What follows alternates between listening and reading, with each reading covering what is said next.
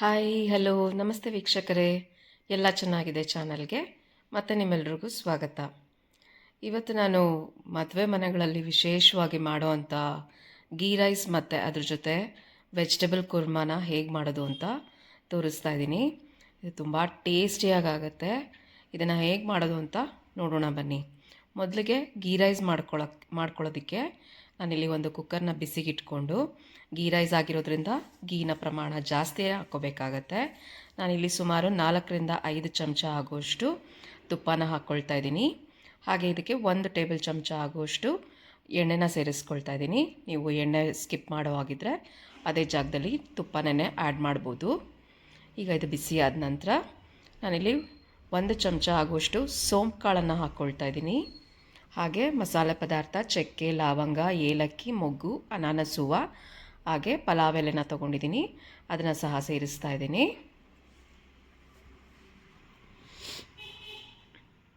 ಈಗ ಅದಕ್ಕೆ ಒಂದು ಸಣ್ಣ ಇಡಿ ಆಗುವಷ್ಟು ಕಸೂರಿ ಮೇಥಿನ ಹಾಕ್ಕೊಳ್ಳೋಣ.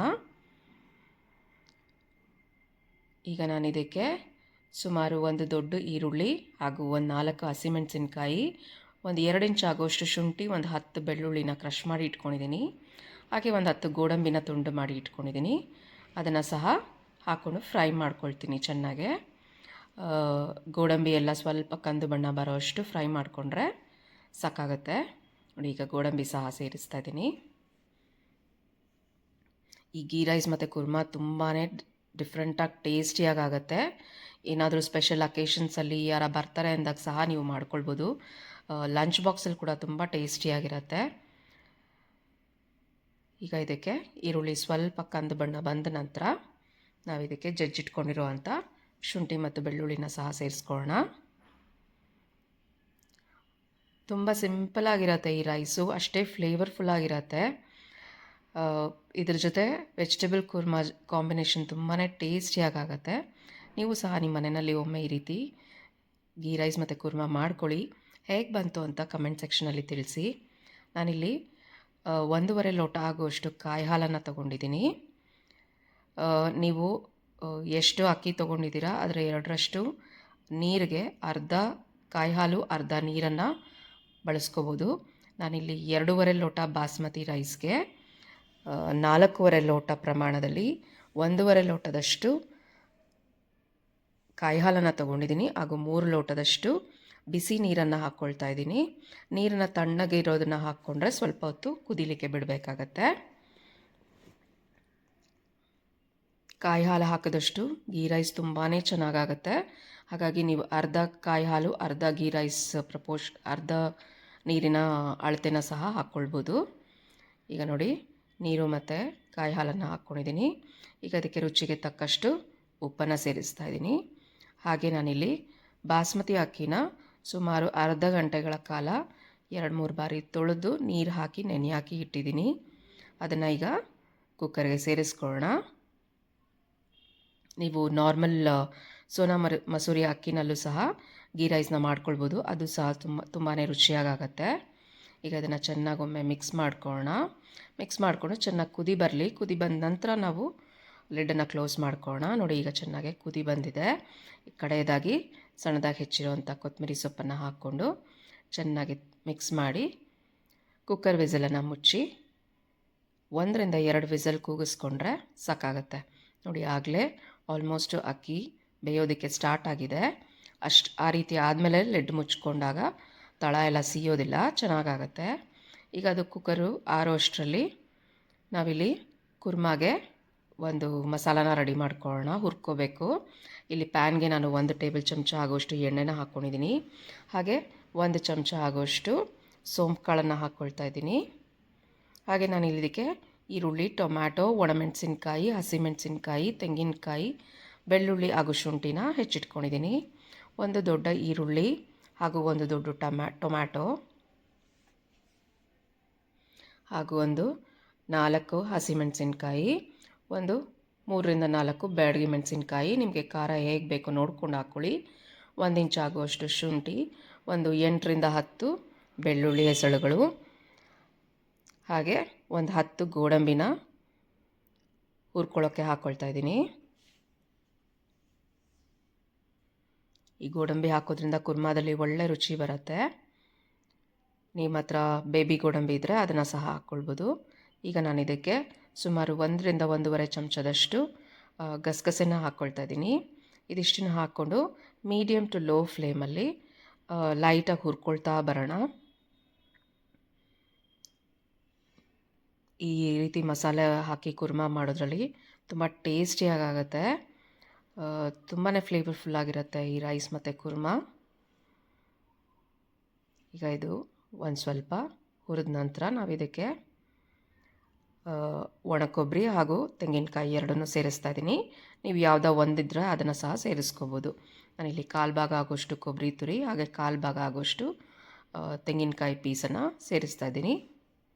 ನೀವು ಯಾವುದೋ ಒಂದಿದ್ರೆ ಅದನ್ನು ಸಹ ಸೇರಿಸ್ಕೋಬೋದು. ಇದನ್ನು ಸಹ ಚೆನ್ನಾಗಿ ಫ್ರೈ ಮಾಡ್ಕೊಳ್ಳೋಣ. ಹಾಗೆ ಇದು ಫ್ರೈ ಆಗ್ತಾ ಇರುವಾಗ ಇದಕ್ಕೆ ನಾವು ಮತ್ತೆ ಮಸಾಲ ಪದಾರ್ಥಗಳನ್ನು ಸೇರಿಸ್ಕೊಳ್ಳೋಣ. ನಾನಿಲ್ಲಿ 4 ಏಲಕ್ಕಿ ಹಾಗೆ 4 ಲವಂಗ, 1-2 ಇಂಚ್ ಆಗುವಷ್ಟು ಚಕ್ಕೆನ ಹಾಕ್ಕೊಳ್ತಾ ಇದ್ದೀನಿ. ಈಗ ಇದಿಷ್ಟನ್ನು ಮೀಡಿಯಮ್ ಟು ಲೋ ಫ್ಲೇಮಲ್ಲಿ ಒಂದು 5 ನಿಮಿಷಗಳ ಕಾಲ ಚೆನ್ನಾಗಿ ಹುರ್ಕೊಳ್ಳಿ. ಈರುಳ್ಳಿ, ಬೆಳ್ಳುಳ್ಳಿ, ಮೆಣಸಿನ್ಕಾಯಿ ಎಲ್ಲದು ಹಾಗೆ ತೆಂಗಿನಕಾಯಿ ಎಲ್ಲನೂ ಸ್ವಲ್ಪ ಇನ್ನೇನು ಬ್ರೌನಿಷ್ ಟರ್ನ್ ಆಗ್ತಾ ಇರುತ್ತೆ. ಅಷ್ಟಾದರೆ ಸಾಕಾಗುತ್ತೆ. ಸುಮಾರು ಒಂದು 5 ನಿಮಿಷ ಹಿಡಿಯುತ್ತೆ ನಿಮಗೆ ಇದಿಷ್ಟು ಚೆನ್ನಾಗಿ ಫ್ರೈ ಆಗೋಷ್ಟರಲ್ಲಿ. ಅದಾದ ನಂತರ ಸ್ಟೋವನ್ನು ಆರಿಸ್ಕೊಂಡು ಚೆನ್ನಾಗಿ ಆರೋದಕ್ಕೆ ಬಿಟ್ಬಿಡೋಣ. ನೋಡಿ, ಇಷ್ಟು ಫ್ರೈ ಆದರೆ ಸಾಕಾಗುತ್ತೆ. ಈಗ ಸ್ಟೋವನ್ನು ಆರಿಸ್ಕೊಂಡು ಆರೋದಕ್ಕೆ ಬಿಟ್ಬಿಡೋಣ. ಈಗ ಕುರ್ಮಾ ಮಾಡೋದಕ್ಕೆ ಒಂದು ಬಾಣಲಿಗೆ ನಾನು 2 ಟೇಬಲ್ ಚಮಚ ಆಗುವಷ್ಟು ಎಣ್ಣೆನ ಹಾಕ್ಕೊಳ್ತಾ ಇದ್ದೀನಿ.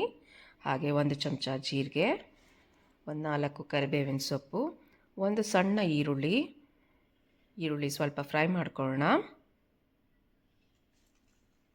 ಹಾಗೆ 1 ಸಣ್ಣ ಟೊಮ್ಯಾಟೊನ ಸಹ ಹೆಚ್ಚಿಟ್ಕೊಂಡಿದ್ದೀನಿ.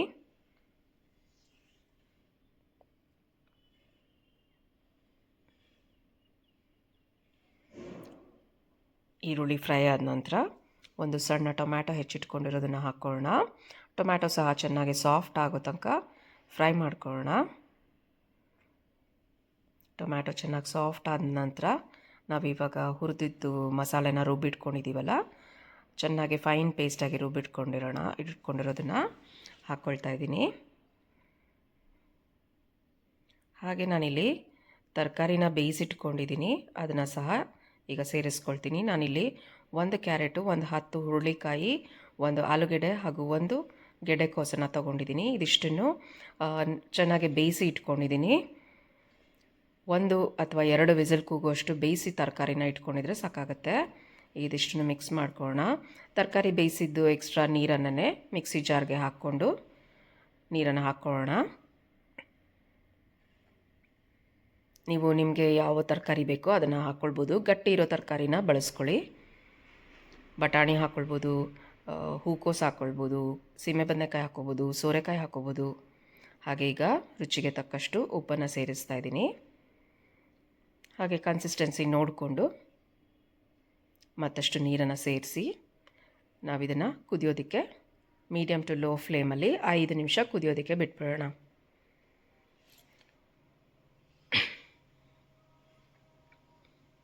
ಕನ್ಸಿಸ್ಟೆನ್ಸಿ ತುಂಬ ತೆಳ್ಳಗೂ ಮಾಡ್ಕೊಬೇಡಿ, ತುಂಬ ಗಟ್ಟಿಗೂ ಮಾಡ್ಕೊಬೇಡಿ. ನೋಡಿ, ಈಗ ಚೆನ್ನಾಗಿ ಕುದಿ ಬರ್ತಾ ಇದೆ. ನಾನು 1 ಸಣ್ಣ ಚಮಚದಷ್ಟು ಬೆಲ್ಲನ ಹಾಕ್ಕೊಂಡಿದ್ದೀನಿ. ಹಾಗೆ ಹೆಚ್ಚಿಟ್ಕೊಂಡಿರೋಂಥ ಕೊತ್ತಂಬರಿ ಸೊಪ್ಪನ್ನು ಹಾಕ್ಕೊಳ್ತಾ ಇದ್ದೀನಿ. ಇದಿಷ್ಟನ್ನು ಚೆನ್ನಾಗಿ ಮಿಕ್ಸ್ ಮಾಡಿಕೊಂಡ್ರೆ ಗೀ ರೈಸ್ ಜೊತೆ ತಿನ್ನೋದಕ್ಕೆ ಕಾಂಬಿನೇಷನ್ ಆಗಿ ವೆಜಿಟೇಬಲ್ ಕುರ್ಮಾ ರೆಡಿ ಆಯಿತು. ಈ ಕುರ್ಮಾ ನಿಮಗೆ ಚಪಾತಿ, ಪೂರಿ ಜೊತೆನೂ ಸಹ ತುಂಬಾ ಟೇಸ್ಟಿಯಾಗಿರುತ್ತೆ. ನೋಡಿ, ವೆಜಿಟೇಬಲ್ ಕುರ್ಮಾ ಎಷ್ಟು ಇಂಟ್ರೆಸ್ಟಿಂಗಾಗಿ ರೆಡಿಯಾಗಿದೆ. ಕುರ್ಮಾ ರೆಡಿ ಆಯಿತು. ಈಗ ಗೀ ರೈಸ್ ಹೇಗಾಗಿದೆ ಅಂತ ನೋಡೋಣ ಬನ್ನಿ.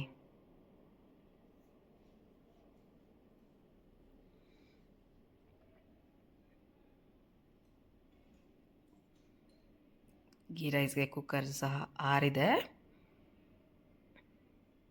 ನೋಡಿ, ಇಷ್ಟು ಚೆನ್ನಾಗಿ ಗೀ ರೈಸ್ ಸಹ ರೆಡಿಯಾಗಿದೆ. ನಾನು ಬಾಸ್ಮತಿ ರೈಸಲ್ಲಿ ಮಾಡಿರೋದ್ರಿಂದ ಅನ್ನ ಎಲ್ಲ ಉದ್ದುದ್ದಾಗೆ ಆಗಿದೆ. ನೋಡಿ ಚೆನ್ನಾಗಿ ಬಾಸ್ಮತಿ ರೈಸ್ ನೆಂದು ಅಡುಗೆಗೆ ಉಪಯೋಗಿಸೋದ್ರಿಂದ ಸಾಫ್ಟಾಗಿರೋದಲ್ದಿರೆ ಉದ್ದುದ್ದಕ್ಕೆ ಸಹ ಇರುತ್ತೆ. ಎಷ್ಟು ಡೆಲಿಷಿಯಸ್ ಆಗಿ ಗೀ ರೈಸ್ ಕೂಡ ರೆಡಿಯಾಗಿದೆ. ಸೊ ಇದೇ ರೀತಿ ಮತ್ತಷ್ಟು ವಿಡಿಯೋನ ನಾವು ನಮ್ಮ ಚಾನಲ್ನಲ್ಲಿ ಪೋಸ್ಟ್ ಮಾಡ್ತಾ ಇರ್ತೀವಿ.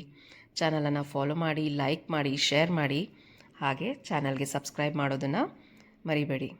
ನೋಡಿ, ಗೀ ರೈಸ್ ಜೊತೆ ಕುರ್ಮಾ ತಿನ್ನೋದಕ್ಕೆ ರೆಡಿ ಆಯಿತು. ಖುಷಿಯಾಗಿ ತಿನ್ನಿ, ಖುಷಿಯಾಗಿರಿ. Thank you for watching. ಧನ್ಯವಾದಗಳು. Take care.